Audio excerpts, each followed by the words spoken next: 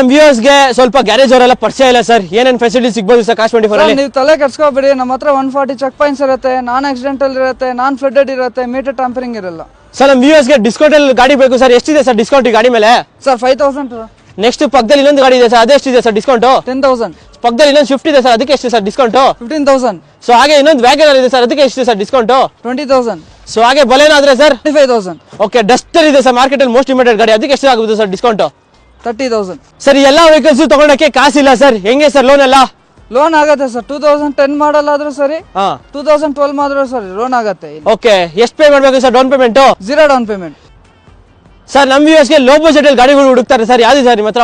Alto ಬೇಕಂದ್ರೆ ಆಲ್ಟೋಗಲ್ ಇದೆ, ಏನ್ ಬೇಕಂದ್ರೆ ಏನ್ ಇದೆ. ಕಾಶ್ 24 ಅಲ್ಲಿ ಗಾಡಿ ತಗೋದಿದ್ದೀವಿ ಸರ್, 7 ಡೇಸ್ ಒಳಗಡೆ ನಮಗೆ ಸ್ವಲ್ಪ ಪ್ರಾಬ್ಲಮ್ ಬರುತ್ತೆ, ಏನಾದ್ರು ಅದಕ್ಕೆ ಆಪ್ಷನ್ ಇದೆಯಾ ಸರ್? ಸರ್ ಬೈಬ್ಯಾಕ್ ಇದೆ. ಓಕೆ, ಎಷ್ಟು ದಿವಸದಲ್ಲಿ ಪೇ ಮಾಡಬೇಕು ಸರ್? 7 ಡೇಸ್ ಅಲ್ಲಿ. ಸರ್ ನಮ್ಮ ವ್ಯೂವರ್ಸ್ ಗಾಡಿಗಳು ತಗೋಬೇಕಂದ್ರೆ ಇಂಜಿನ್ ಮತ್ತೆ ಟ್ರಾನ್ಸ್ಮಿಷನ್ ವ್ಯಾರಂಟಿ ತಗೋತಾರೆ, ನಿಮ್ಮ ಹತ್ರ ಇದೆಯಾ ಸರ್?